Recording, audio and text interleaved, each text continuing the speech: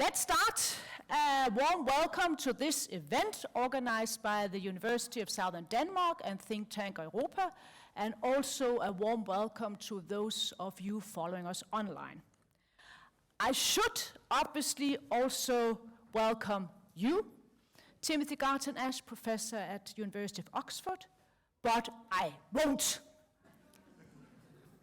I'll say welcome home, because that is one of the key points in your brilliant book, Homelands.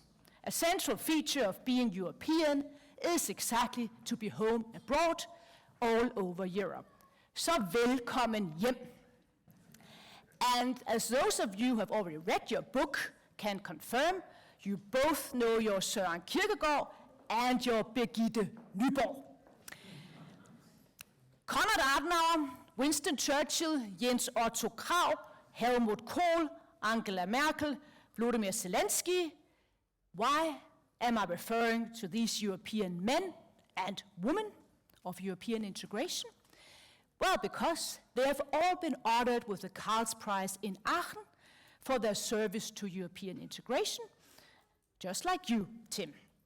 So who could be better to give us analysis of Europe's past, present, and future here today at National Museum of Denmark?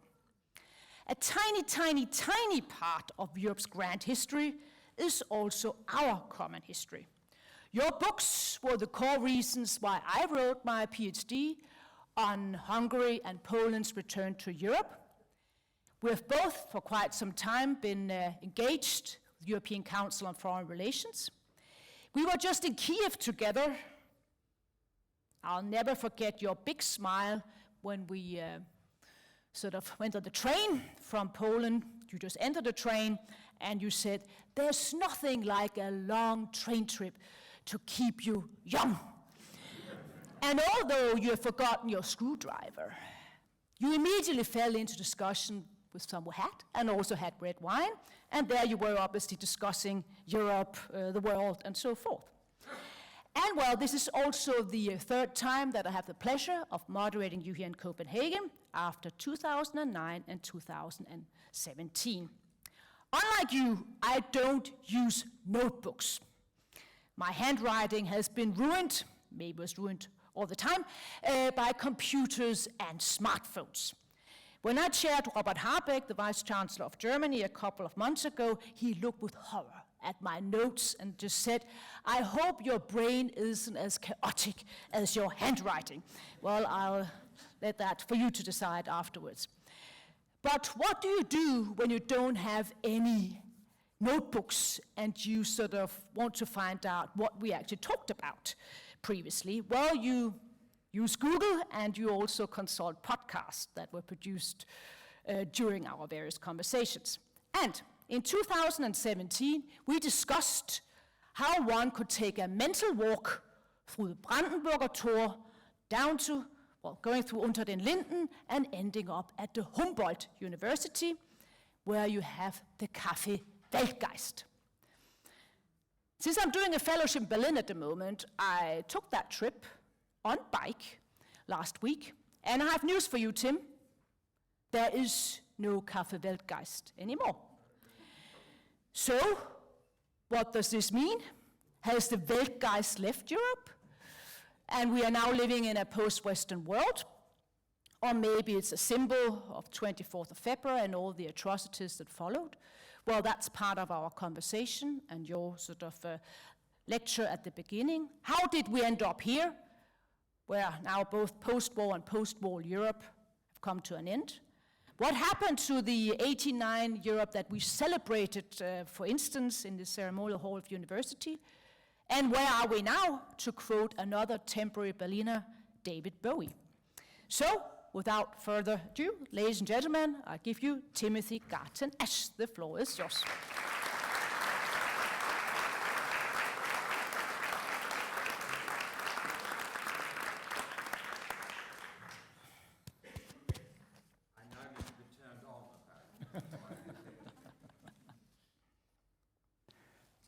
Can you hear me? It's wonderful to be home. Thank you, Luca. Thank you for that wonderful introduction. And I'm very glad you told me that the Café Weltgeist no longer exists, because I'm just writing a report for the ECFR on our latest opinion polling with Ivan Krastev and Mark Leonard, and we make a great point about the Café Weltgeist in Berlin. So now we know it's no longer there. Neither the Weltgeist nor even the cafe. That's important information. Listen, it's a great pleasure to be here in Copenhagen again. I've been here many times.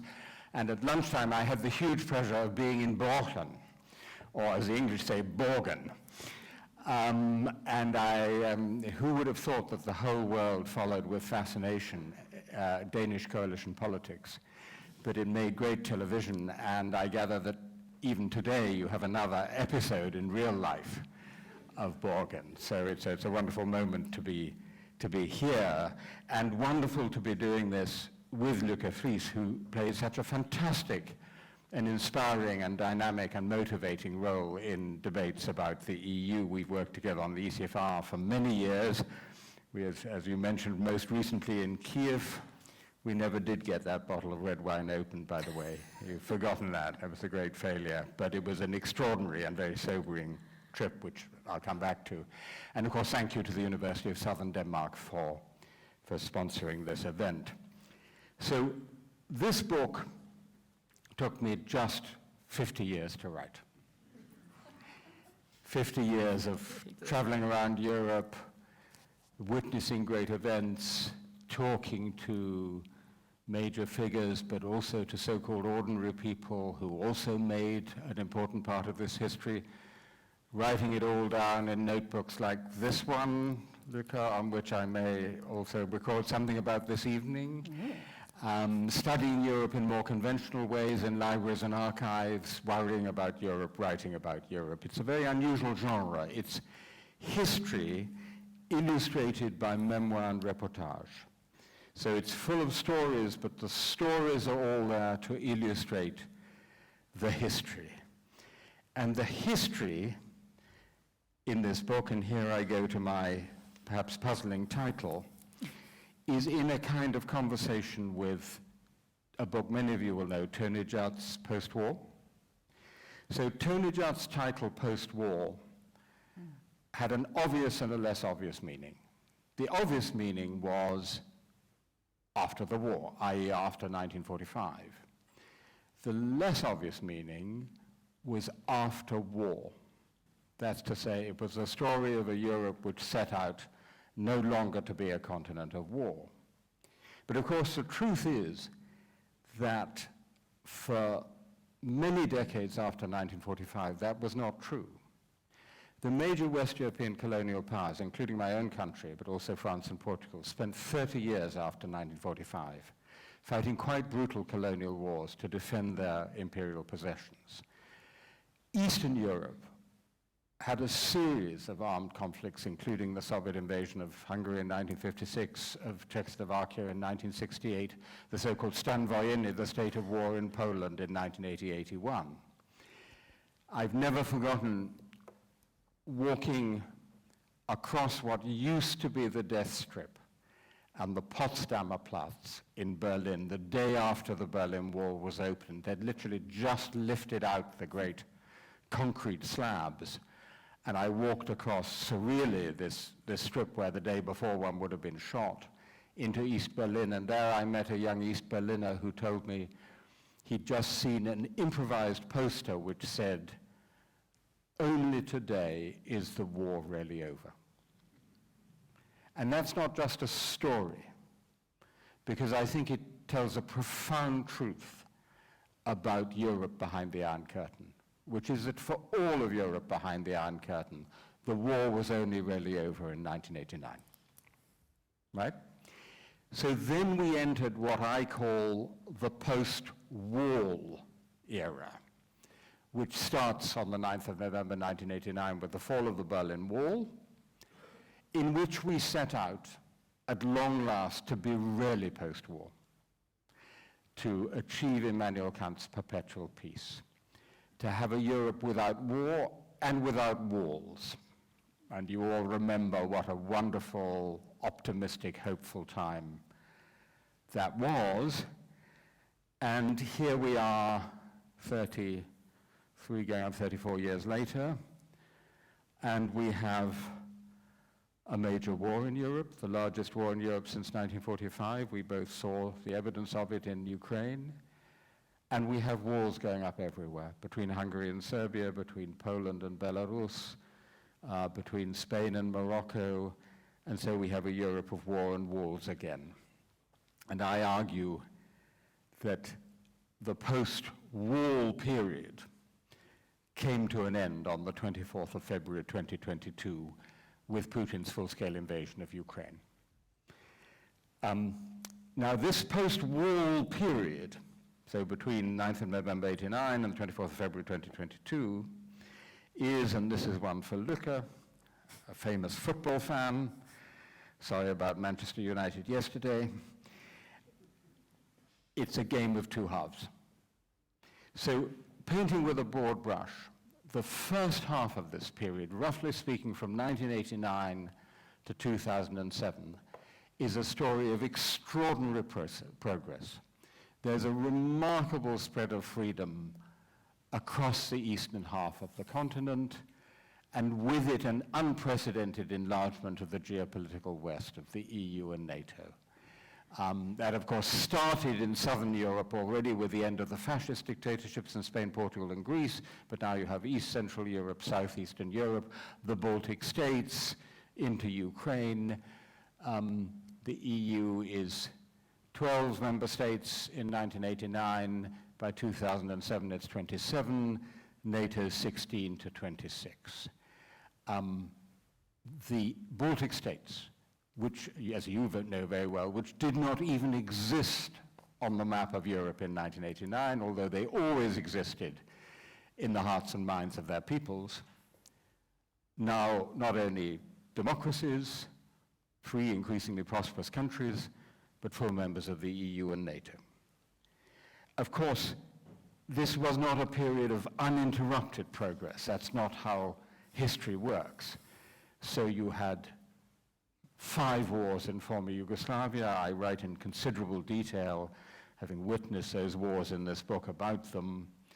And you have 9/11. Although, interestingly, 9/11 does not seem, with hindsight, to be such a major turning point in European history. We might want to talk about that. It's a big turning point in American history, Middle Eastern history, but in European history, the big turning point is 2008. This is the beginning of what I call the downward turn. So if you think of that first half of the game as, if you like, Europe and freedom winning 10-0 to Europe and freedom, in the second half, the other side starts scoring an alarmingly high number of goals. It's precipitated by 2 simultaneous, so largely unconnected events. On the one hand, the beginning of the global financial crisis, 2008. On the other hand, Vladimir Putin's seizure of 2 great chunks of Georgia.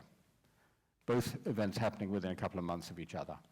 And this starts what I call a cascade of crises, going all the way down to the full-scale invasion of Ukraine. So the global financial crisis segues into the Great Recession and the Eurozone crisis, which of course lasts for many years and hits southern Europe particularly hard.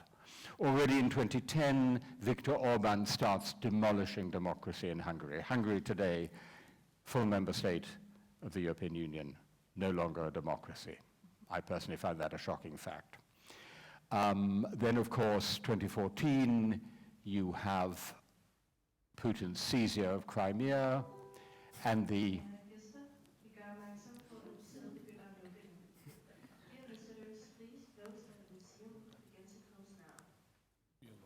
Thank you very much. Feel free to remain. And in 2014-15, the beginning of the Russo-Ukrainian war in eastern Ukraine. I mean, Ukrainians always remind us this is important. That war didn't begin last year. It began more than 9 years ago.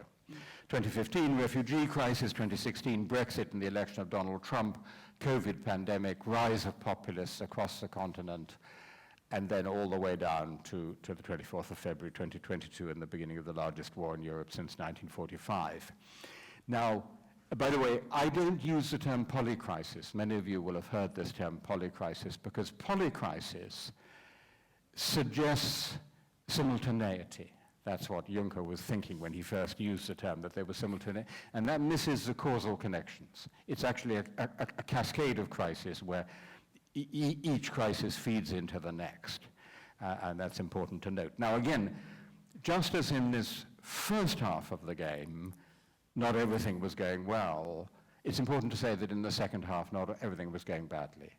In particular, I would argue that the European Union not merely survived these crises, but in important respects actually became stronger. Nietzsche, what doesn't kill me makes me strong. And now, it didn't do so well in all those crises. That's important to say. It didn't do so well in the refugee crisis, didn't do so well in the early years of the Eurozone crisis.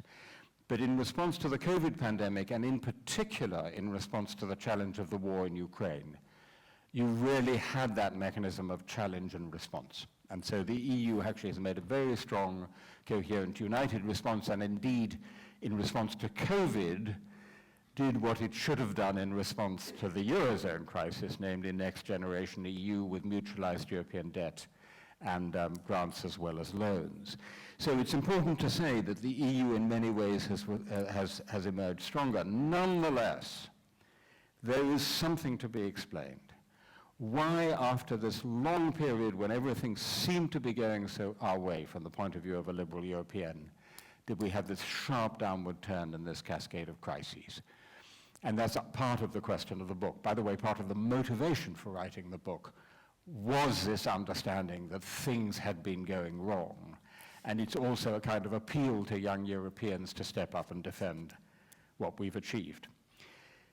So where does it go wrong? Let me offer 3 very quick suggestions as to why, and then just a couple of comments on where we are today, and then I'm looking forward to the conversation with Luca to take this forward. Lessons of history, not learning them.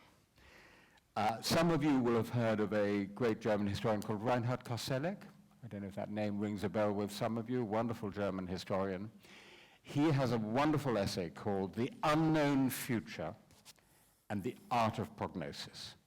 And he makes a very simple point that the more recurrent a phenomenon is in history, the more likely we are to be able to make probabilistic statements about the future when such a phenomenon recurs.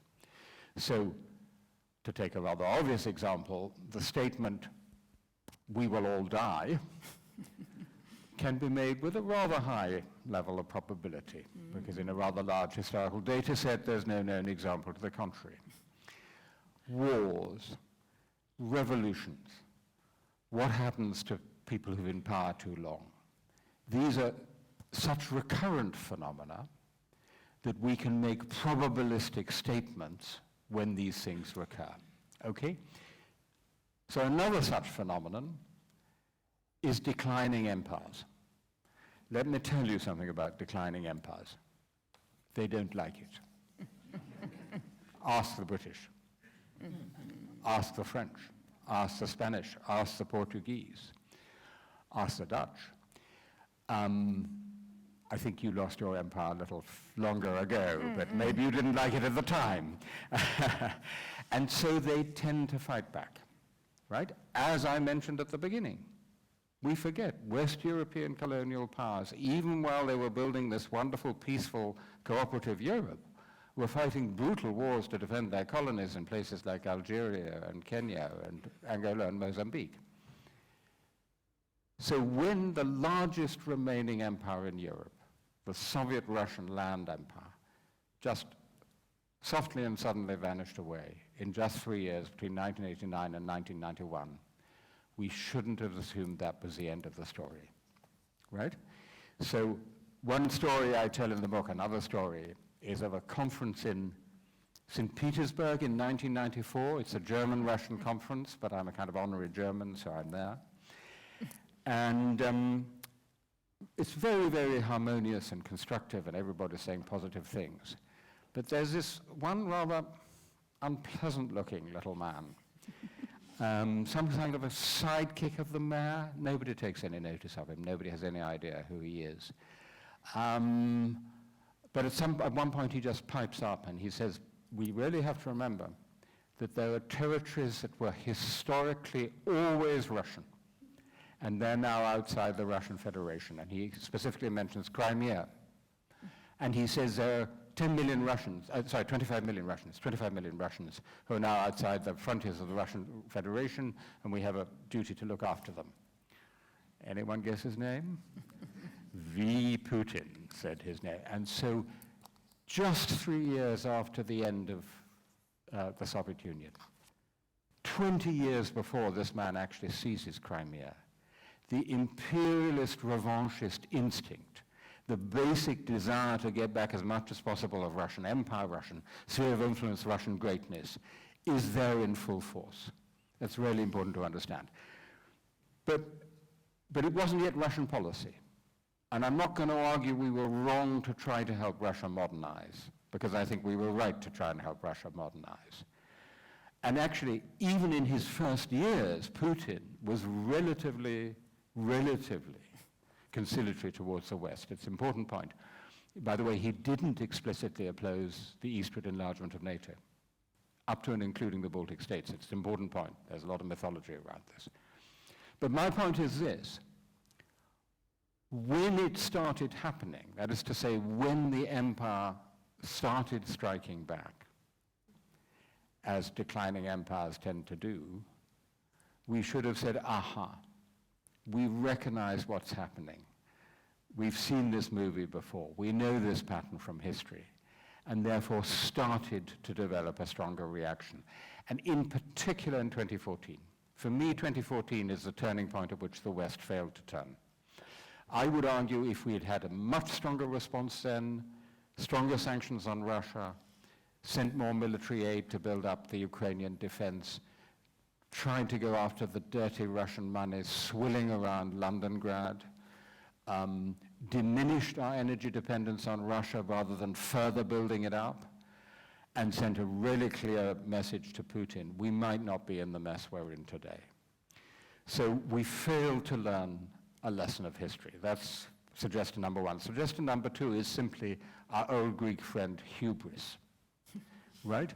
So a lot of this story is about the hubris of the West, of Europe, of liberal Europeans in the early to mid-2000s, when everything seemed to be going so well. The hubris of the United States going into Iraq, the hubris of cool Britannia in Britain, the hubris of the Eurozone, the hubris of the EU itself, imagining that the rest of the world would simply follow our example, the hubris of globalized capitalism, the hubris of a liberalism that was reduced solely to its economic dimension, the hubris of a Europe believing that peace could be secured only by dialogue, diplomacy, non-military means, and economic interdependence was a good thing, that you didn't need credible military force.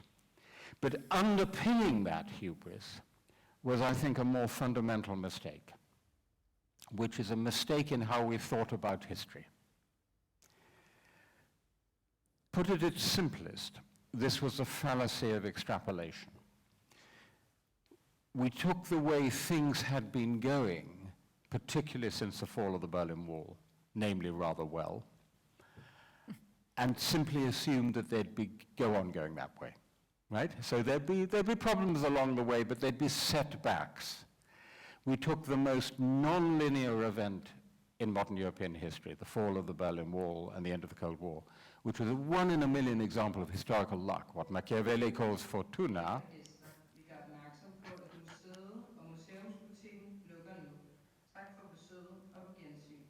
Dear visitors, please note the museum and the museum shop will be closing now. Thank you for your visit, and we hope to see you Goodbye, again. the book. I should time my talk for these intervals. Should be over by now. We took the most non-linear event and turned it into a linear projection. Or to state it in the most general terms, we took history with a small h. I don't know if you can do this in Danish. We took history with a small h and turned it into history with a capital H. History with a small h, history as it rarely happens, is always the interaction between deep structure and process on the one hand, and contingency, conjuncture, chance, collective will, and individual leadership on the other. That's how history is actually made. And we turned it into history with a capital H, a Hegelian process of inevitable progress towards the spread of freedom. But freedom is not a process. Freedom never comes automatically. Freedom is always a struggle. That's what we forgot and what the Ukrainians are reminding us of. Well, for me, one of the words of the year is the Ukrainian word volya. And volya is a really interesting word because it means both freedom and the will to fight for freedom. You need both, freedom and the will to fight for it. And for me, that was our most fundamental mistake. Now, it's important to say that although things have gone badly wrong, our starting point is still much better than 1945 and much better than 1989. We have achieved much, much more, which is still there in Europe. So several interviewers here in Denmark have already confronted me with Stefan Zweig, The World of Yesteryear, a book you'll all know. But Zweig's Europe was totally destroyed. It was in flames, and he was despairing of it.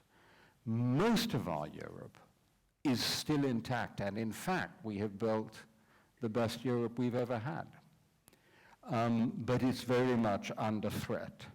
It's under threat in all the ways that we know about from abroad, with the war in Ukraine, and now, of course, with the Israel-Hamas war, with its spillover effects into Europe. We might want to talk about that in our conversation. It's a Europe, as I mentioned, where instead of taking down walls, which is the thing we're proudest of, we're putting up walls again. I have a chapter in the book describing what it looks like in Ceuta. So Ceuta is a little Spanish enclave in North Africa, and so it's a frontier of the European Union. So all the migratory pressures from Africa are coming to this point because it's physically on the mainland of Africa. And what you have there is a more than 6-meter high fence, barbed wire, searchlights, sensors, raked sand strip, another fence, a military road with a special military force. You know what? It looks exactly like the old Iron Curtain. I've seen them both. All that's missing is the death strip. So we took down the Iron Curtain down the middle of Europe, and now we're building an Iron Curtain around the edge of Europe. In addition, we have those global challenges, and I know Denmark is very hot on this subject. Just to give you 2 data points. In the 50 years since I started traveling regularly in continental Europe, our planet's average temperature has increased by 0.5 degrees. That is more than in the 11,000 years between the end of the last ice age and 1900, in just 50 years. And of course, this year we topped the 1.5 degree above pre-industrial levels. And in the same period, the population of the world has increased from 4 billion to over 8 billion. So that just gives you a sense of the scale of the external challenges which call for more collective action, but at the same time we're actually getting less collective action, as we see around the war in Ukraine and now around the Israel-Hamas war, because in this quote-unquote post-Western world, we have major non-Western great powers, China, India, Russia, Turkey, Brazil, South Africa, who don't at all see the world our way and are pursuing their own interests in it. So it is quite a daunting and dark picture, quite a set of challenges, very different from what the world looked like on those wonderful days after the fall of the Berlin Wall. But here's the good news. And on this, I end and look forward to the conversation with Luca. The mistake we made was to think that the continuation of that upward curve in the direction of democracy, of freedom, of open societies, of European integration and cooperation was inevitable. It wasn't inevitable. But since nothing is inevitable, it follows that nothing about this downward turn is inevitable either. Exactly. It's up to us. And by the way, the Polish people took note of that lesson just 10 days ago. And against the odds, on to use another footballing metaphor for Luca, on an uneven playing field, because this was an unfair election, simply by turning out in very large numbers, more young people voting than old people, more women voting than men, they showed that you can see off an anti-liberal, anti-European populist government, even in an unfair election. So it's up to us. What we need is that great formula: pessimism of the intellect, optimism of the will. Thank you very much.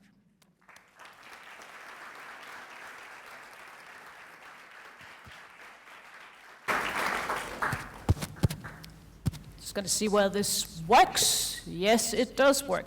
I'll try to skip the sports metaphors here. Left them to you for a change.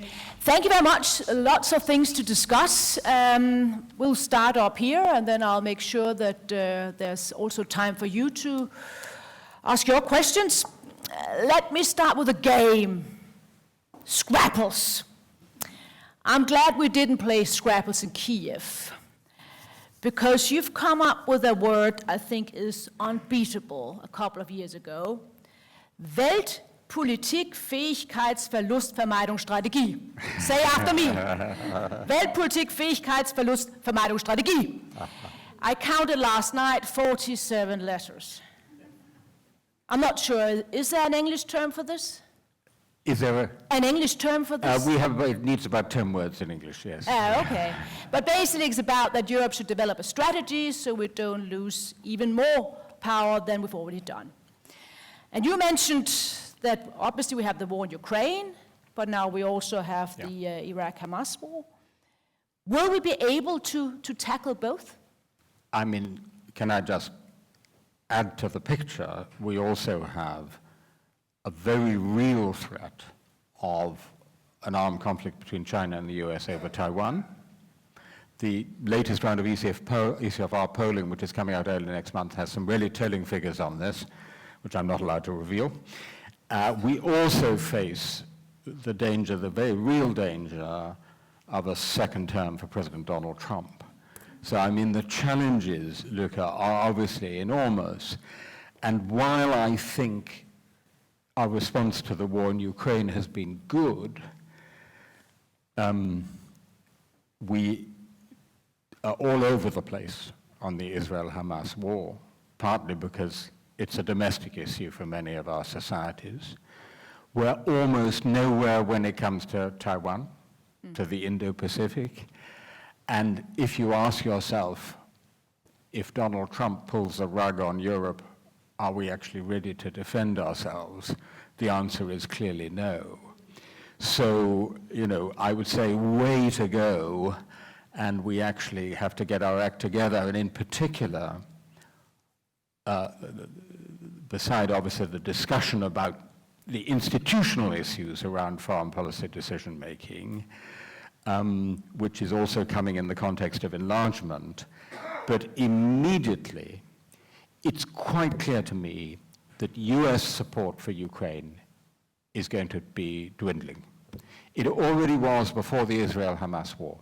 If you look at public opinion, if you look at the fact that the Speaker of the House of Representatives was ejected in an unprecedented way, partly because he worked with the Democrats to try and get some more funding for Ukraine, it's a real problem. Now, Israel-Hamas war is clearly top priority for the United States, and it's competing for the funding and some of the same weapon systems. Ukraine needs what most? Air defense. What does Israel need? Air defense. So the US is going to be doing less for Ukraine. And therefore, I think this is the moment for us in Europe to step up and say, we're going to do more, not down the road, but over the next year in terms of military supplies. By the way, huge credit to Denmark for being one of the first to supply the F-16s. You really showed leadership there. That's fantastic. Stepping up our defense industries, also our economic support. And that's also a message to the United States, which is stick with us because Europe is actually going to do more for its own defense. But do you see that happening, that we will actually be able to develop such a strategy? I mean, if one now... So I would say, what I would say on this is, number one, I think in terms of, so one of the things we've tried to do in the ECFR, the European Council on Foreign Relations, over the last 15 plus years, is to try and create a shared strategic culture in Europe. And I think we've had some success with that. So I would say among European elites, there's a real understanding that this is what needs to be done. I would say in Brussels, there's quite good understanding that what needs to be done. But what's missing is enough national governments who are actually prepared to, to make the case to their own publics and actually make the kind of sacrifices of national sovereignty that would be involved. And in particular, you and I have talked about this many times, I am missing strategic leadership from Germany. Yeah, and now after having been in Germany for almost 3 months, I mean, it's a bit difficult to find that leadership. I'm still searching for it. I mean, the government seems to be still discussing, I mean, what kind of, I mean, we'll look upon sort of the overall situation. I mean, should it go this way, that way, or I mean, choose a middle road. I mean, it's very unclear now also the alternative for Deutschland having 22% in a poll. You have a new person stepping in, Sarah Wagenknecht, who could also basically change the overall system. So it's difficult to see Germany sort of basically providing that leadership, or do you have a different opinion? So no, I do.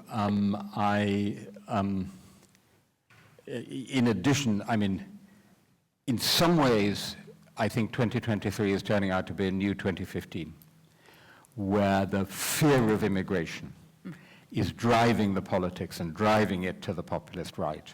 And it's very interesting that Denmark seems to be something of an exception in this respect, and in some ways Britain is something of an exception in this respect. Well, it's easy when you neighbor Germany, at least it's yes, compared to Italy at least. Yes, but I think just to go sideways for a moment, take back control. I have a whole chapter, of course, on the Brexit discussion and vote, which was very, very painful for me personally. But I have to acknowledge take back control was a brilliant slogan because it touches exactly what people feel. And it's really interesting. You'll have noticed in Germany, both President Steinmeier and ex-President Gauck keep using the term Kontrollverlust, loss of control. It's exactly the same thing. So what people need is not in absolute numbers it's so much lower, but the feeling that it's under control, and that's what they're missing.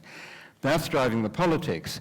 If that's reflected in next year's European elections, it's going to be very difficult to do it. So on the one hand, it's the lack of leadership from Germany. On the other hand, it's a fear about the all-European politics in the European Parliament. Just on Germany, every 20 years or so, Germany has come up with a national strategy which has had really major positive implications for Europe. 1950s, Konrad Adenauer, Western integration, Westintegration, really major innovative strategy. 1970s, Ostpolitik, Willy Brandt, changed the face of Europe. 1990s, Helmut Kohl, we're going to put German unification and European unification together. We're going to link the two of them. One of the stories I tell in the book is of sitting opposite Helmut Kohl when he just managed to unite Germany, and we're talking about the prospects for Europe, and he says to me, by the way, do you realize you're sitting opposite the direct successor to Adolf Hitler? What does one say? A conversation stopper, if ever what I did heard you say? one. Yeah, well, what I should have said, Luca, is, actually, Herr Bundeskanzler, with great respect, there was Grand Admiral Dönitz between Hitler and you. Because if you remember, Grand Admiral Dönitz was actually the last head of a united Germany before, but I was too gobsmacked to say anything at all. But of course, what Kohl was doing with this rather gobsmacking remark was to say to me, I'm very conscious of my historical responsibility. Hitler was trying to put a German roof over Europe. I'm going to put a European roof over Germany, which, to do him credit, he then did. So that was the third big German/European process. So now it's time for a fourth one. And my candidate is what I call Gesamteuropapolitik, right? I think you need Germany to be a leading participant in the all-European discussion about how you do widening and deepening together. The enlargement of the EU, to which we're now committed as a result of the war in Ukraine, and the necessary reforms. And the reason it needs Germany is otherwise it could take a very, very long time and maybe not even happen, because what you have basically is East European countries who are up for it, but very worried about paying the price. So Poland's a huge enthusiast until it starts costing their farmers. And a lot of West European countries, which in private are very reluctant, talk in private to people from Spain or Portugal or Italy. France, for the moment, is an exception, because Macron has done an amazing volte-face and is now the great strategic advocate of enlargement of both EU and NATO, which is quite remarkable. But it's not going to happen unless you have Europe's central power, which is Germany, quite clearly, putting its weight behind it. So that's what I'd like to see, and we're working on them. Yeah. And I guess Macron, we know that he will not go on forever because of the French constitution. Who knows who will succeed him? But let's not get into that. You said that there was a chance that if Europe had behaved differently, turned at the right time, Crimea is one of the examples, 2014, things, may have gone a different way. That sounded sort of as a criticism of those politicians in power at that time, which Yes. sort of immediately sort of makes me think of one person. Let me guess. Winston Churchill once said, "History will be kind to me because I intend to write it." There is a person right now writing a book, not you because you have written your book, but Angela Merkel. So what do you think that historians will write about her? What will you write about her? Because I didn't find a big Angela Merkel section in this book. Yeah. Did I miss it? No? Yeah. So let's hear it now. No. So, thanks for the wonderful Churchill quote, history will prove me right because I will write that history. I think she badly needs a historian to write it with her. I'm not volunteering, but I think she really does. Well, it's a because at the former- moment she's writing the book with the head of her office, Yeah, exactly. who is The not art- necessarily the person most likely to put the difficult questions which a historian would So it's put. going to be a long book.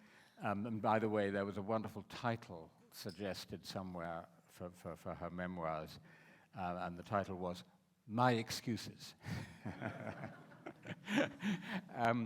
But here, look, is the paradox of Angela Merkel. That on the one hand, she was this incredible, truly admirable person and figure. What an amazing story to come from being a scientist. Whoop.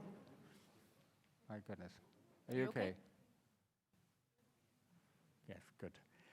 To come from being, a scientist in East Germany, get into West German politics, massively condescended to by Helmut Kohl, das Mädchen, rise to the top, become the leader not just of Germany, but effectively Europe, some said the free world, and all the time remaining, outwardly at least, very modest, always reasonable, always rational, always looking for the negotiated solution, the compromise. So, chapeau, absolutely extraordinary figure. On the other hand, when we look at my second half, my cascade of crises, she bears a good deal of responsibility for quite a few of them. Not responding sooner and more decisively to the Eurozone crisis, Germany under Angela Merkel.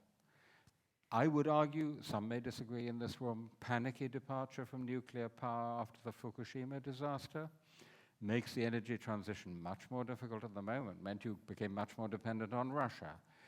2014-15, she was the absolutely key player in the relative weakness of the Western response. I mean, not that the United States gave a very strong response itself.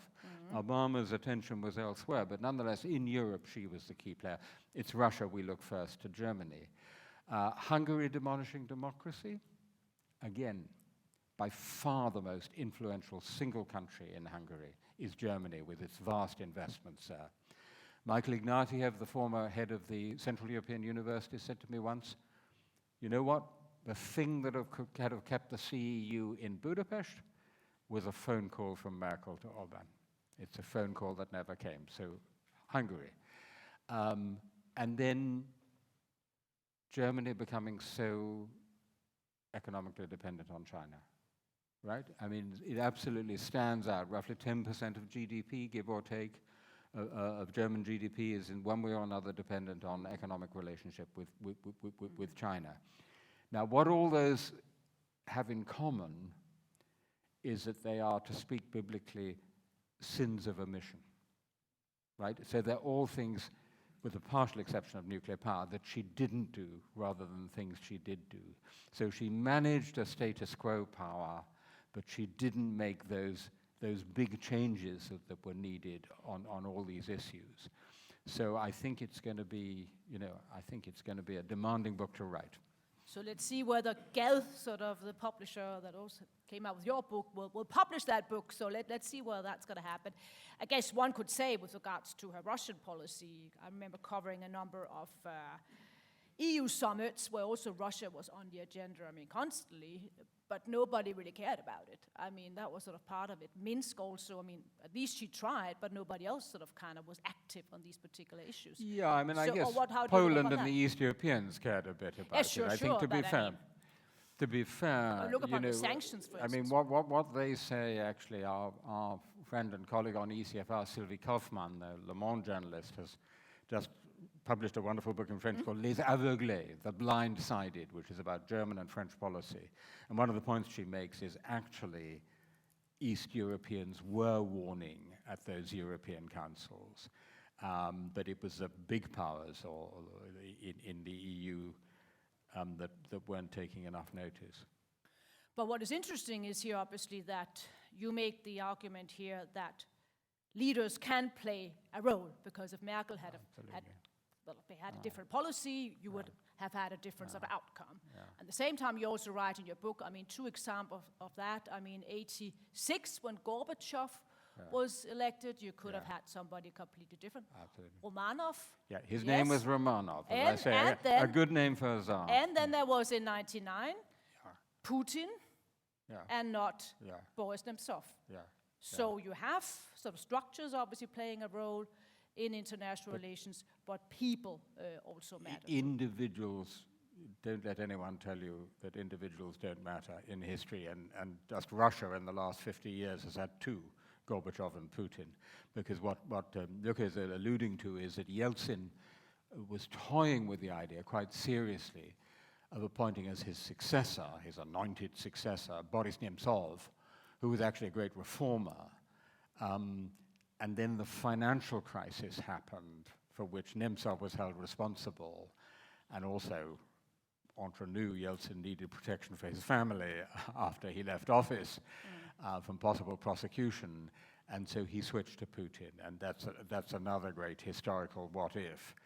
And by the way, 89 and German unification, it was just such a blessing of historical luck that you had Gorbachev, you had Helmut Kohl, and you had George H.W. Bush, right? These were the three statesmen, because they were all men, who actually made that happen.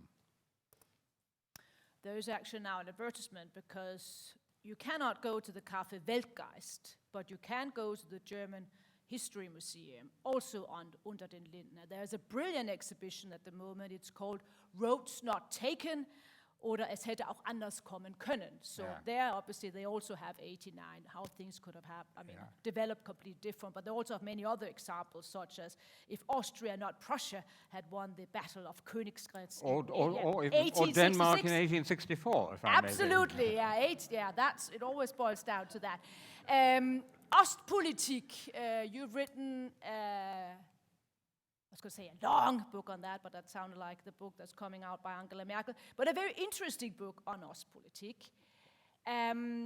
So what about now? What about Ostpolitik? I saw that Annalena Baerbock, German foreign minister, has now come out with this new term, Europe from Lisbon to Luhansk. So it's no longer from Lisbon to Vladivostok. But where is Russia in the future? Can you have a policy without Russia? So, I mean, if you were now sort of sitting in the Kanzleramt or had to advise the Chancellor on Ostpolitik, what would you actually say then? So, I think it's a great slogan, from Lisbon to Luhansk. I think, as I said, it's got to be Gesamteuropapolitik, no longer Ostpolitik or Europapolitik. So in German usage, Europapolitik actually referred to EU policy, and Ostpolitik was what you did with the East. Now you have to put the two together. And as for Russia, you know, in a way, the question back to you would be, okay, so right now, what would be your Russia policy, right? So our mutual friend Ivan Krastev said the other day, the West used to have a Russia policy, but no Ukraine policy. Now we have a Ukraine policy, but no Russia policy. But I think our Ukraine policy is our Russia policy. For this reason, Vladimir Putin thinks Ukraine is part of Russia. He thinks Ukrainians are really Russians. That's part of that imperial understanding of Russia. That's fundamentally why he's waging this war, to get it back to Russia. So if we stop him and enable Ukraine to become a genuinely independent European country, we are changing the future of Russia. It will have to be something different from what it has been for 300 years, since the 18th century. As Zbigniew Brzezinski once said, Russia with Ukraine is still an empire. Russia without Ukraine is no longer an empire. Little bit of a simplification, little bits of Russian empire left, but nonetheless, the fundamental point is valid. So in my view, our Ukraine policy at the moment is our Russia policy. If and when you then get either a fundamental change of policy from Putin, which is extremely unlikely, or a change of leadership in Moscow, then we have to start engaging and have a direct Russia policy. But for now, we have to get on with supporting Ukraine, helping it to change Russia by changing Ukraine, and then get on with the agenda of enlargement.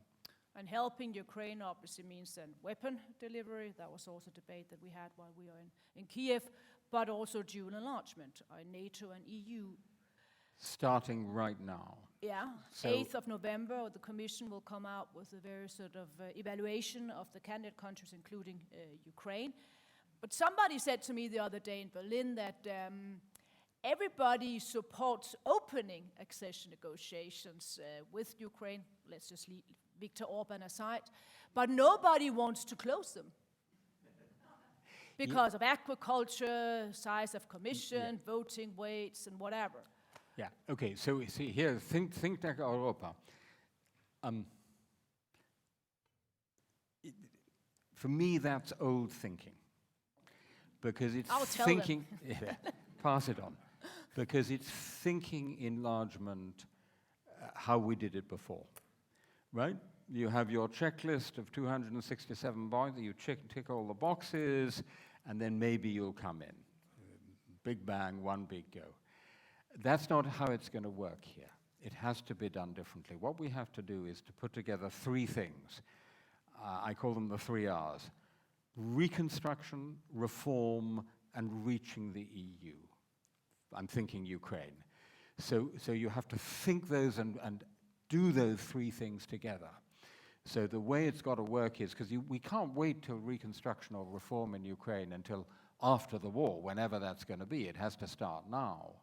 So you do something significant in terms of reconstruction and reform in your telecommunications sector or your transport sector or one sector of your economy, and we, the EU, give you something in return. So there's a positive feedback link, there's a positive incentive structure in the way you didn't have it in the Western Balkans, right? Right? And now that has one advantage, which is it keeps Ukraine going on the right path, and it has another advantage for the EU, which is you get to the most difficult issues further down the road. So now everybody's talking about what would the bill be, and how much would the budget have to go up, and would all the money that goes to French and maybe even some to Danish farmers go to Ukrainian farmers, and how about the institutional decision making? Those are the most difficult issues, but they actually, without it going to never, never country, you can put them later down the process. And so I think we really have to rethink in a more fundamental way the whole process of enlargement. So the term that is often used in Germany, es gibt keine Rosinenpickerei, so you can't pick out the raisins. By the way, the language here is not, there's no harmonization of language, because you say cherry picking, right? Cherry picking. Yeah. So this idea that you can actually unbundle membership and also single market. So here's the great irony, Luca. For 5 years of the nightmare of Brexit, and I do apologize to you all for that nightmare, both in what we did and in also the 5 years that it took to get there, the EU had this very impressive unity, which was no cherry picking. Now, in this completely new historical situation, in this new period, the only way forward for countries like Ukraine and Moldova is in a way cherry picking. It's customizing, it's doing it incrementally. So there's a kind of irony in that. And suddenly the four freedoms, which we were told were totally indivisible, turn out to be slightly divisible sometimes, and so on. By the way, if I may say so, there's also hope for Britain in that. Because if there is more flexibility, there are more flexible arrangements available, then if and when we get a new British government next autumn, which I think we will, and it wants a closer relationship with the EU, it's a slightly different kind of conversation. So Ukraine has come to the aid of the UK. So lots of raisins and cherries that will be eaten in the next couple of years. What do you say in Danish? Raisins? Or? What do we say? Hvad tager vi ud af en kage? Det ved jeg ikke. Rosiner, yeah, raisins as well. Right. Thank you very much. I remember that you said when we discussed at the Café Einstein on Unter den Linden in 2019, I checked my notes, you said Xi Jinping is just as much a product of '89 as Poland, Hungary, and the rest of Central Europe. But this is only something that we've come to realize in the run-up to this anniversary. So what do you think will be our main realization at the next anniversary coming up? Which one? Yeah, the one coming around the corner on the fall of the Berlin Wall. 2029? Yeah, exactly, yeah. What we'll be debating there. Luca, that's a long way ahead. No, but I mean... So first of all, just to explain the Xi Jinping thought, one of the things I describe in the book, which I've never forgotten, is coming into the offices of Gazeta Wyborcza, the new independent opposition paper in Poland, on the 4th of June 1989, absolutely charged up because we could see that Solidarity was going to score a great election victory, and seeing on a little black and white TV the first footage of the dead from the massacre around Tiananmen Square just being carried in, because it was the same day, right, 4th of June, late in the evening we got that. And so this simultaneous, and this is because, you see, on the 3rd of June 1989, Soviet bloc and China were still fundamentally in the same world. And it was possible that you'd have had repression in the Soviet bloc and reform in China. On the 5th of June, they'd completely parted ways and launched on these completely different trajectories. And what, frankly, none of us anticipated back in the day, in 1989, was that what I would call, in shorthand, Leninist capitalism, as practiced in China, could be so remarkably successful. I mean, it has its own problems now, But that's what I was referring to on the 30th anniversary. And listen, 2029, you know, it's really up to us. It's really up to us. We've got only 6 years to go. If we have a few more Polands, a few more reversals of the anti-liberal, anti-European, anti-Western trend, if we successfully do at least the beginnings of that enlargement by 2029, then I think Europe can look in pretty good shape in 2029. But I wouldn't make any predictions. And that's why this final part of your book is not called falling, but faltering, right? Faltering, Yeah, exactly. I'll open this up in just a moment. But you've been traveling all over the place in all your homelands, I presume, or at least, I mean, you're going to Sweden tomorrow, so we're happy that you came here first. But I mean, what have been the discussions? Have there been sort of where you could see different sentiments, different worries? Do we have some kind of a europäische Öffentlichkeit, or what's happening here? So it's absolutely fascinating, because this book is now coming out in 20 different European editions, and so I've been going to different countries getting the different takes, and it's sort of 2 or 3 days in a country, and you've got to kind of snapshot. So I'm thinking about my Danish snapshot now.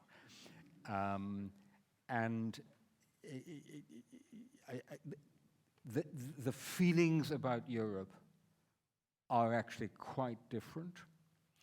And what has struck me is that often in smaller countries, particularly those not so close to the center of Europe, you have a great deal of optimism and enthusiasm about Europe. So, for example, Estonia is full of optimism and hope and confidence.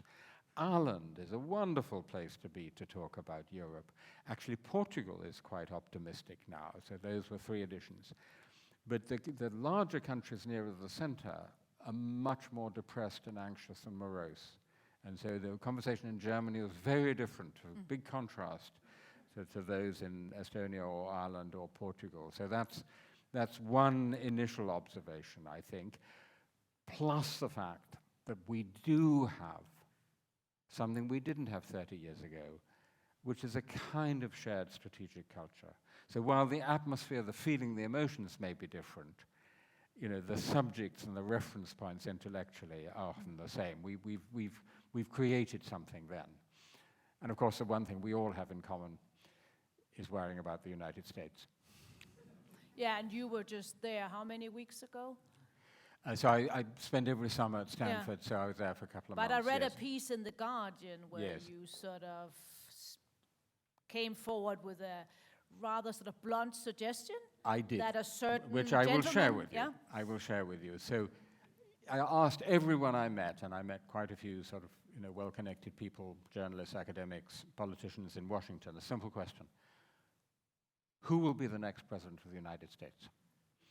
And the answer was almost always the same. It was pause, hesitation, probably Joe Biden, but. And then a long list of things comes after the but. One of the most important being, the guy really is very old, and he looks very fragile, and if he stumbles during the campaign, Trump may get it. And so so it was my suggestion, but actually it was a suggestion that came from these people I was talking to, although many of them wouldn't say it publicly. Please, Joe, you've been a very good president of the United States. You've really done a great job. Look at the American economy. You've done pretty well on foreign policy, but you're a bit too old for the job, so step aside.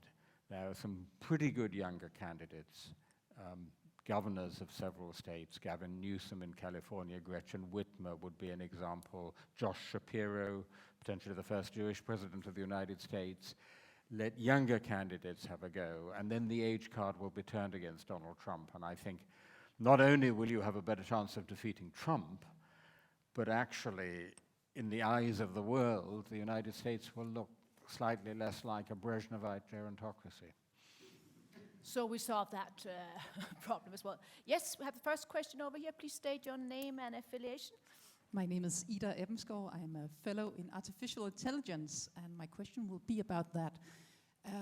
Because it's funny when you talk about the big defining developments in the history, like Corona or the financial crisis or the fall of the Berlin Wall, there seems always to be somebody who has seen it in advance, but the impact that it will have on real politics, we are not grabbing it on forehand. So, turning to artificial intelligence, do you think that this technology can have an impact on real geopolitics? And I'm considering both Taiwan and Europe. Yeah. Hold that thought. We're just going to have right. collected. Yeah, Hagen. Yeah. Could you help me out with the implications of the mere fact that Prime Minister Orban didn't find time to take... Sorry? That? Prime Minister Orban Yes. didn't find time to take part in an EU summit soon while he was spending time with Putin in Beijing. Okay. Artificial intelligence and Viktor And Orban. Orban. You can cope. Which order would you like them in? So, you remember my Koselleck rule about recurrent phenomena. We haven't had artificial intelligence in world history before. So it actually makes it very difficult to predict. What we have had is, of course, the internet. So I wrote a whole big Danzig square book about free speech, which was about the very considerable impact of the internet for good and for bad. I have talked at length to scholars both at Stanford, which has a big institute on this, as you know, and at Oxford, which has a smaller one on the ethics of AI. And I would say the immediate threats that I would want politicians to focus on are two. First, misinformation and disinformation. AI, I'm going to tell you an amazing story, which I don't think I've told in public before. A friend of mine does regular video conferences with the Ukrainian leadership about supporting Ukraine. And the Ukrainian interlocutor the other day got an invitation to a Zoom meeting with this colleague. So he went on the call, and there was this guy who he knew well. Hi there. I'm not going to give his name. But this guy seemed to be speaking rather better Russian than he normally spoke. And he was asking rather peculiar questions. And so after about 10 minutes, the Ukrainian senior official rang off. And it was a deep fake. It was an AI-generated Russian deep fake. And it was good enough that he didn't recognize for 10 minutes that it wasn't that man. Think about the next US election. So that, I think, is an immediate concern. The other is the one that Kissinger and others have drawn attention to, although you'll be the great expert on this. Apparently, AI gives the potential for a kind of autonomous development of weapon systems, such that, unlike with nuclear weapons, you have no mutual visibility. You don't know exactly what the other side's got or what it's capable of. And that, given the level of tensions between China and the United States, is very worrying. So those are two things I'd focus on. Back to the all-too-human intelligence of Viktor Orban. And by the way, you know, as I describe in the book, I first met Viktor Orban when he was this idealistic, apparently, young student in 1988. I vividly remember him standing in my room in Oxford, bright-eyed and bushy-tailed in 1989, telling me how he was going to build a wonderful new liberal democracy in Hungary. The one thing we got right, we thought he was one of the most talented politicians of his generation. And he was, and he is. He's a very skillful politician. And the fact that he has been able to play EU membership so brilliantly. Boris Johnson likes to claim that he likes to have his cake and eat it. So in the end, Britain neither had its cake nor ate it. Viktor Orban has had his cake and eaten it. He's won elections campaigning against Brussels and got billions of euros from your pockets as European taxpayers for demolishing democracy in Hungary. So in my view, this is something the EU really has to get serious about. What he's been doing is ever more outrageous, meeting with Putin in Beijing. And I think now you have a new Polish government under Donald Tusk, who knows Orban very well and is able of standing up to Orban. We need to get serious about Article 7 again.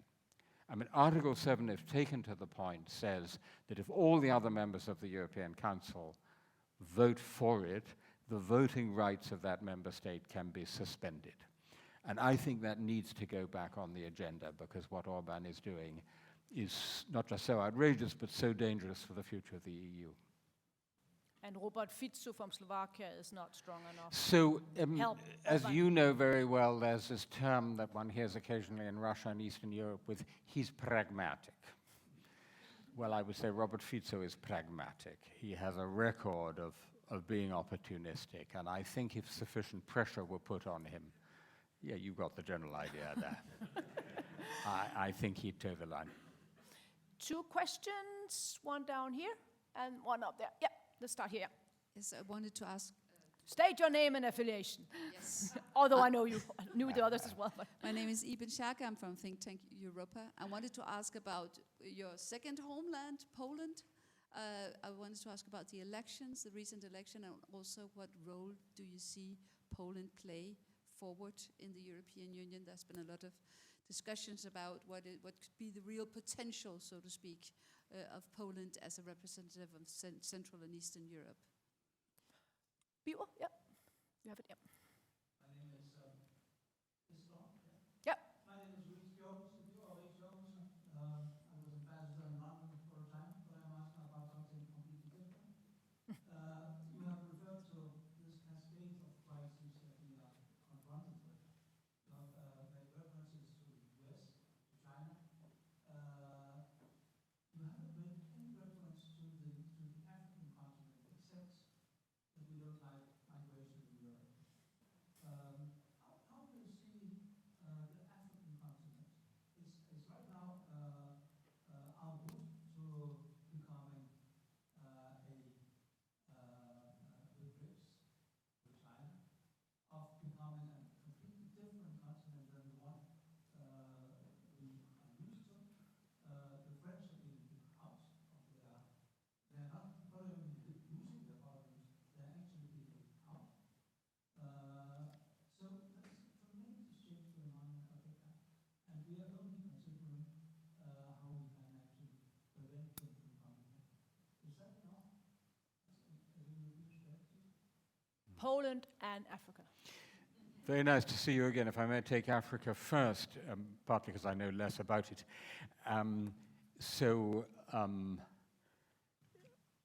I think that it's a very valid complaint from Italy or Spain or Portugal to say you're so preoccupied with the East, you're not paying enough attention to the South. And I think we need to do both, difficult though it is, and to look more carefully at the deeper causes of migration. Do you know how many people there are under the age of 25 in Africa now? I'll tell you, 830 million. 830 million people under the age of 25 in Africa. So we have to look at those domestic circumstances which create the migratory pushes. And we also then have to look at the larger powers in Africa. So in this polling for ECFR and my research project, we've looked specifically at South Africa. South Africa, during the course of the Ukraine war, was quite happy to do naval exercises jointly with Russia and China, right? So it's thinking about itself as a great power in a world of great powers. And I think we have to find a different language in which to talk to countries like South Africa, one which starts from the way they see themselves as a great power in a multipolar world, rather than lumping them all together in the global South and saying, why don't you come over to us, because we're the better way forward. There's obviously much more to say on that, but briefly that. Now, Poland, which of course is something I've been following for most of my working life, and it was so fantastic to be there on the evening and to see this amazing election victory. I think 2 things. First, they've shown that you can defeat an anti-liberal, anti-European populist party in an unfair election. What they now have to show is that you can dismantle or reverse its state capture and get truly independent courts again, a proper public service broadcaster again, a genuinely independent civil service again, and actually, to coin a phrase, build back better. Do even better than you've done before. And that's a huge challenge to do at the same time as doing everything else and supporting Ukraine. So that's point number one. Point number two, but if they succeed, that's going to be very important for the domestic character of the European Union, because then Orban's Hungary begins to be an outlier rather than just one example amongst several, and the pressure goes the other way. The other thing is, a Franco-German couple, love them dearly, but they're not enough for European leadership. You know, one of the things I say in the book is that with strategic leadership for Europe, it's the opposite of Princess Diana's marriage. You remember Princess Diana famously said, there were 3 of us in our marriage, it was a little crowded. In Europe, it's precisely the ménage à trois that makes it work. And I see 1 or 2 people nodding. So when you had Britain, France, and Germany as a leading group, if all 3 agreed on an initiative, you could be pretty sure there were enough like-minded countries in the rest of the EU to make that, you know, capable of going forward. If they disagreed, then all the other smaller or medium-sized member states in Europe could go with the odd one out, right? So if it was a Franco-German initiative, you could go with Britain. If it was a British-German initiative, you could go with France. So it was a balancing mechanism which really helped the EU to function internally. So you need that, so to speak, third person in the bed. Interestingly, when Mario Draghi was Prime Minister of Italy, he actually played this role because of his personal authority. But of course, he's gone. So for Poland coming back into Europe, into the European mainstream, with as your Prime Minister, a former President of the European Council, Donald Tusk, who knows everybody, who can hit the ground running, I think there's a real possibility that it could rather rapidly start playing a very constructive role in shaping particularly this agenda, the Gesamteuropapolitik. So the Weimar Triangle is... The Weimar Triangle, yes, Weimar. exactly. We go, yes, gentlemen, and then all the way to the back. Yes? Thank you very much. My name is Jakob Skåning, and I'm a journalist with the Danish digital newspaper Zetland. And it's another question which is maybe a bit of a continuation of the previous one about Poland, because it was so interesting to be in Poland in the time leading up to the election, having recently read your book, because so many people were talking about the similarities between the election of 1989 and the election that was just now. But one great difference that a lot of people in Poland mentioned was the fact that back then this urge for democracy, this urge for freedom was sort of a very widespread thing in society, and it was coupled with other sort of dreams for the future, whereas the situation now is, as you mentioned, of course, also very, very polarized.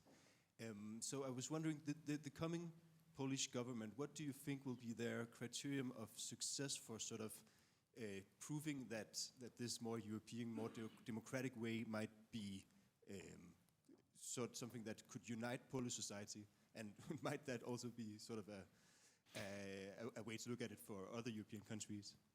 All the way to the back, and then, yes, perfect, yeah. Yeah, thank you. My name is Trine Jacobsen. I work for the European Commission. So you've been speaking about the governments of the national, of the member states. Now I would like to come to the other side, to the guardian of the treaty, which is the Commission. As we all know, we are having an election, so we have the third institution, next June, and we will have a new Commission taking office somewhere in the autumn. Now they will be, or the president of the next Commission will be looking for policy advice. So what do you think that we who work in the Commission should be recommending as the 3 most important projects to be picked up by the next Commission as their first points in order to make sure that we do not go back and say, yeah, those were the missed opportunities, these were the excuses, we didn't know, we didn't do the right thing, but something else came in, Hungary, Poland, whatever. I mean, happy to have Tusk back, of course. But the three most important projects that we should be putting into the letterbox, into the briefing book for the next president of the European Commission. Thank you. Article 7. Yep. Yes, please. Yeah.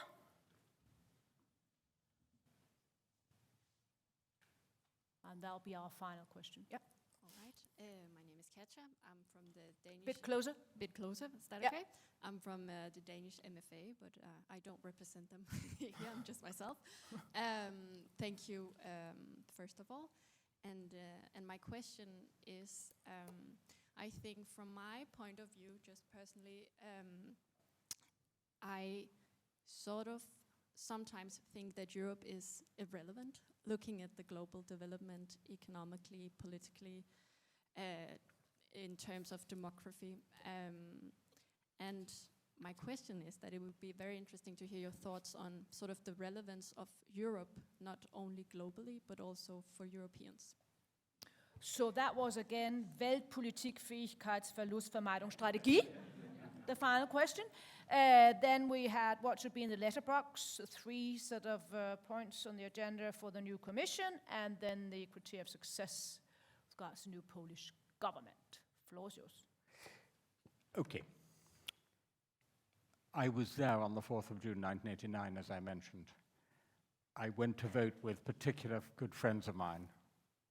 On October 15th this year, I went to vote with the same friends.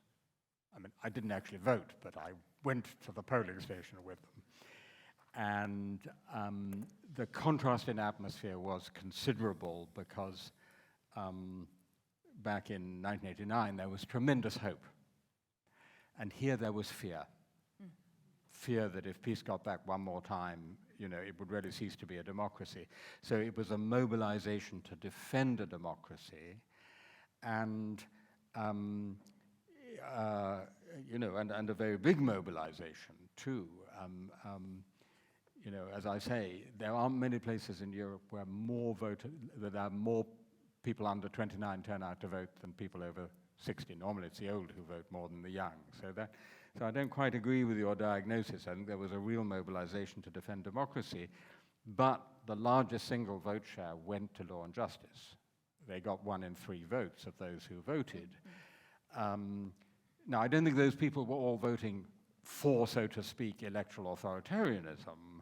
They were voting their approval of pieces, social conservative and cultural conservatism, nationalism, and particularly its welfare policy, which has a lot to be said for it. So a lot of it was quite legitimate voices.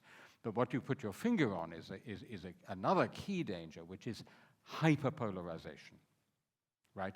Like the United States, Poland now is hyperpolarized.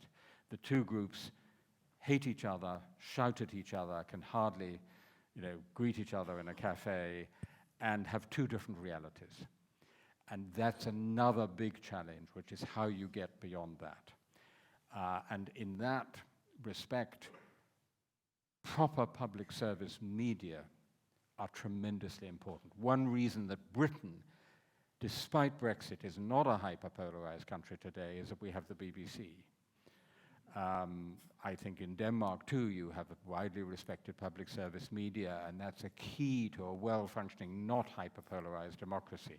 So actually getting proper public service media for the first time is going to be very important.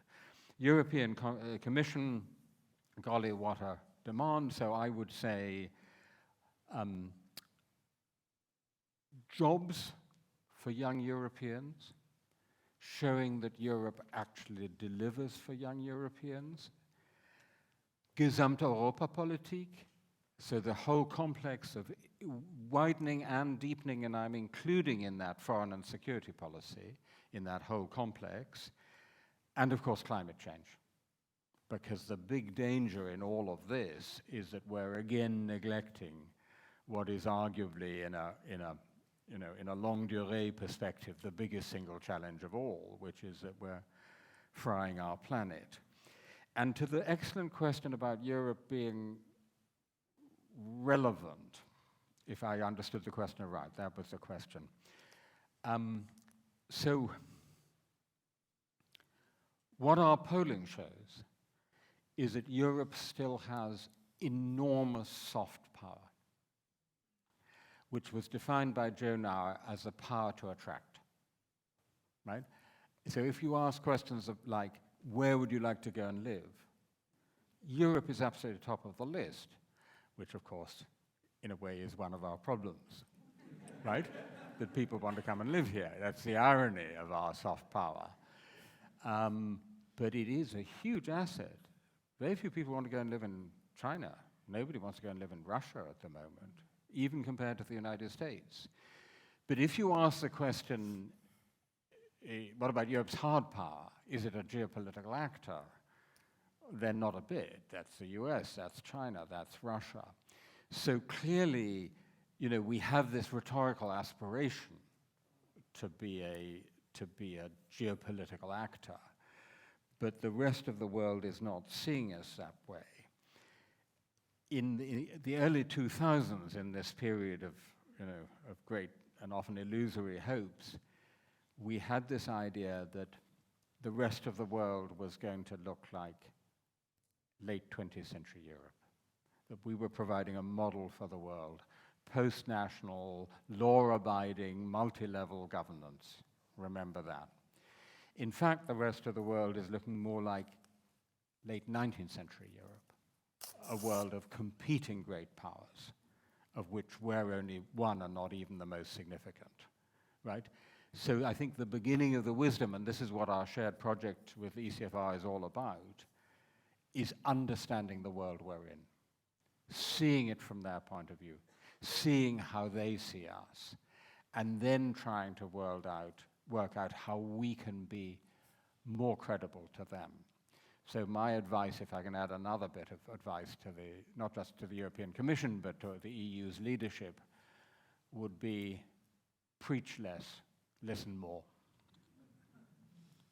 That was a very good sort of way to almost end this session. The ECFR poll, which was mentioned, thank you for the sneak preview, a number of times. You can find that on the ECFR homepage, but also on thinkeuropa.dk. In mid-November. In mid-November, yeah. Yes, but there's something to look forward to now. That we still have to write the report. Yeah, you still have to write it, yeah, but I'm sure you can write that on the bridge to Sweden. Hope is not prognostication. It's an orientation of the spirit, an orientation of the heart. Hope is an ability to work for something because it's good, not just because it stands a chance to succeed.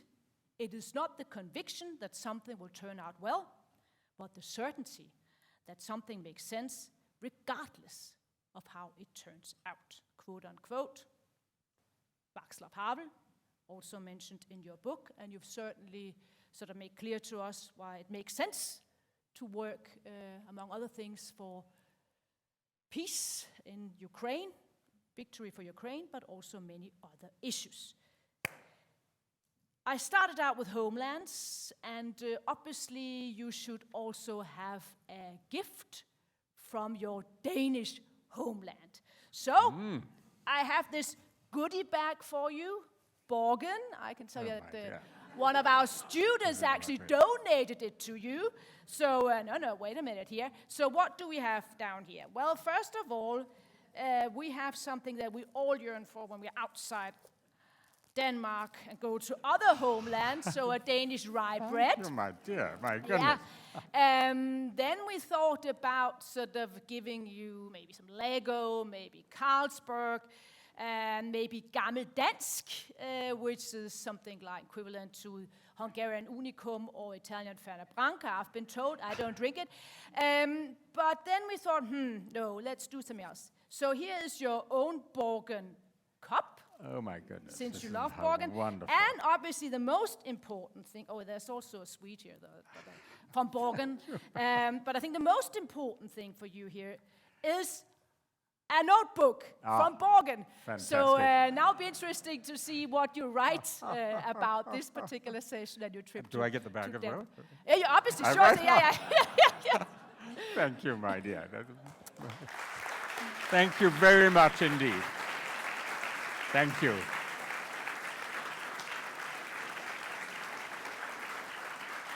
Thank you very much.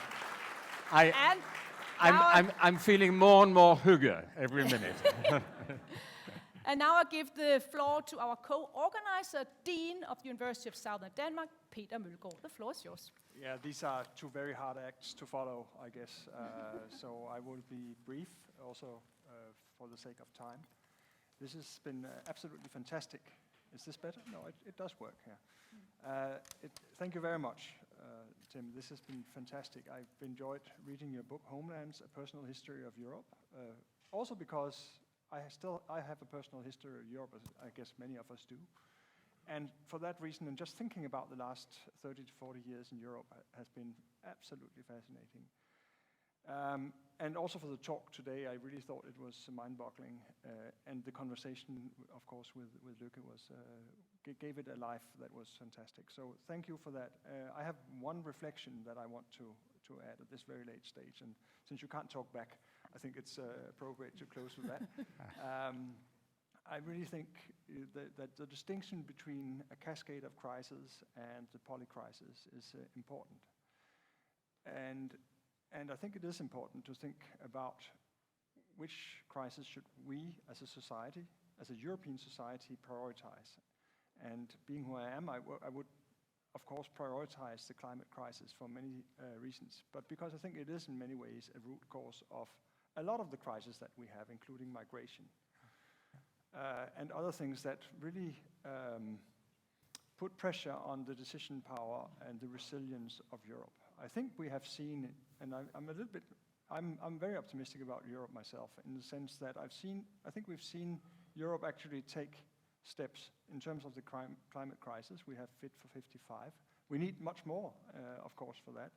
But also we've seen during COVID and during the Ukrainian war that Europe actually has gotten its act together in ways that one could have feared would not have been the case. So there is hope, I think, for the future, and I think I want to leave you with that hope, and also with the sensation that we should make sure that we as a European society tackle the climate crisis and do not get sidetracked by the other crises that we also need to tackle, but we need to go with the root cause as well. So let me finish here. And thank also Lykke and think tank Europa for a fantastic collaboration in these two first SDU, what's it called? European SDU lectures. So welcome back. Thank you.